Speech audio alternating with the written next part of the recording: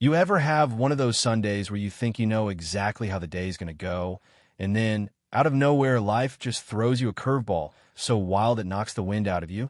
That was me, Jonathan Hayes, the guy who supposedly had it all. Big house, fancy cars, business deals coming out my ears. But let's get real, none of that means a damn thing when you're standing at your son's grave, week after week, 5 years running, trying to make peace with a loss that never really fades. I used to go there just to breathe, to let myself hurt without putting on a show for anyone. It was my private ritual until the day I found a kid sitting cross-legged in the dirt, right in front of Daniel's headstone. The kid couldn't have been older than 10, clothes a mess, face smudged, hair wild.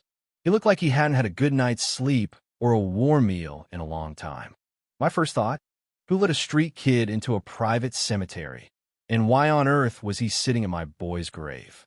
I remember tightening my grip on the flowers I'd brought Daniel, always like white lilies, and clearing my throat, trying to sound tough, but probably coming off more confused than anything. "Hey kid, what are you doing here?" I said, and he looked up at me, eyes big and sharp, half scared, half ready to take on the world. Next thing I knew, he was gone, bolted into the woods like a scared rabbit, and all I could do was stand there, heart thumping, mind racing with questions I didn't even know how to ask. That night, I couldn't sleep. I kept seeing his face, those stubborn eyes. There was something about him that nagged at me, something weirdly familiar, and by sunrise I knew I wasn't going to let it go. So I did what any stubborn, guilt-ridden man with too much money does. I called Marcus, my private investigator, the guy who finds answers when Google just isn't enough. "Find that boy," I told him, and Marcus just nodded, no questions like he always does. Meanwhile, I was a wreck, cold focus on work, couldn't keep my mind on anything except that kid and the question of why he was there of all places. Marcus, being Marcus, worked like a bloodhound. Security footage, shelter rosters, knocking on doors. It took days, but finally he called. His name's Sam. He's living with his mom, Clara. They're squatting in an abandoned warehouse, east side of the city. The kid's been visiting the cemetery for months. My heart just about stopped. Why Daniel's grave? I had to know. I got in my car and drove out there, fast, barely seeing the city rush by. The warehouse was a wreck, broken windows, graffiti everywhere, the kind of place you avoid if you can. I called out, and after a pause, the kid appeared, Sam, looking smaller up close, almost translucent, but still staring at me with those same fearless eyes. And then a woman stepped out from the shadows, Clara, his mother. Tired, proud, but not beaten. She said they didn't mean to intrude, just needed a place to remember. I almost laughed. Remember what? What did any of this have to do with my son? That's when Clara dropped the bomb. Daniel was Sam's brother. For a second, the whole world tilted. What do you mean, brother? Daniel was my only son. But then she explained she'd been pregnant when Daniel died.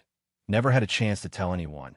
And I just stood there, seeing my own son's face and Sam's features, hearing a lifetime of regrets crash down around me. "You should have told me," I managed to say, voice shaking. I could have helped. Clara just looked at her hands, admitting she'd been scared, thought I'd accuse her of chasing money. Maybe she had a point. I'd built walls around myself for years, buried myself in work and self-pity. And now here was the proof of what I'd misseed a grandson, living rough because of my ignorance. Then Sam, quiet until now, looks up at me and asks, "Are you really my grandpa?" That question nearly finished me. I knelt down, eye to eye, and said, "Yes, Sam, I am. And I'm sorry I didn't know about you sooner." His little face softened, and he asked, "Are you going to help us now?" I put my hand on his shoulder and promised I would, and right then, I meant it more than anything I'd ever said. I moved Clara and Sam into a small apartment nearby, got Sam a tutor, helped Clara find steady work. But more than that, I spent time with him real time. I started learning what Clara had been through, the fear, the nights without food, the loneliness. I watched Sam come alive, playing, learning, laughing. For the first time since Daniel died, I felt like I belonged somewhere. Yeah, money made things easier, but the real change was something money can't buy. Of course, not everything was rosy.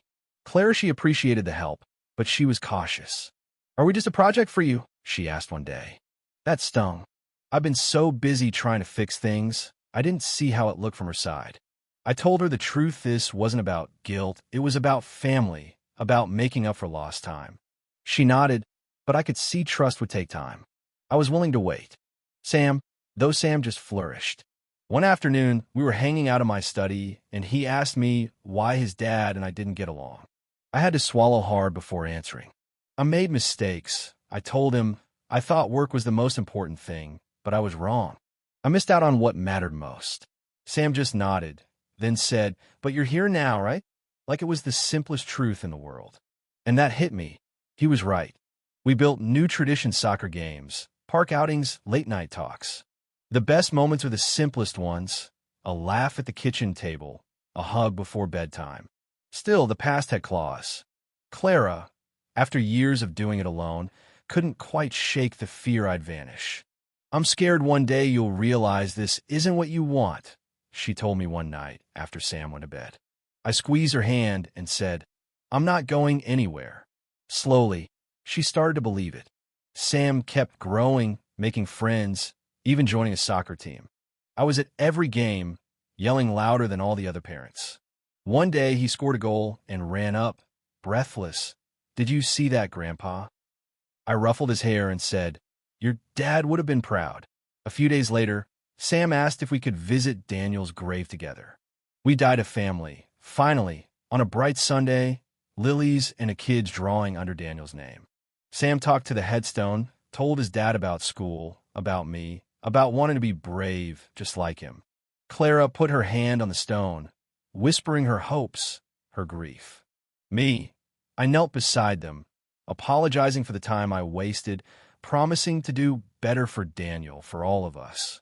As we walked back to the car, Sam took my hand and asked, "Do you think Dad can hear us?" I smiled, said I thought so, and Sam decided he'd talk to his dad every day. Not gonna lie, that just about broke me in the best way. A year later, everything had changed. I sold my mansion, got a cozier place near Clara and Sam. Priorities shifted, less about deals, more about dinner together, laughter, the messy, beautiful business of being a real family. One night, Clara said, "Sam deserves a real home. I think we're ready, all of us." We moved in together. Sam was over the moon, asked if we could get a dog and name him after his dad. We found a house with a backyard, and yet we got the dog.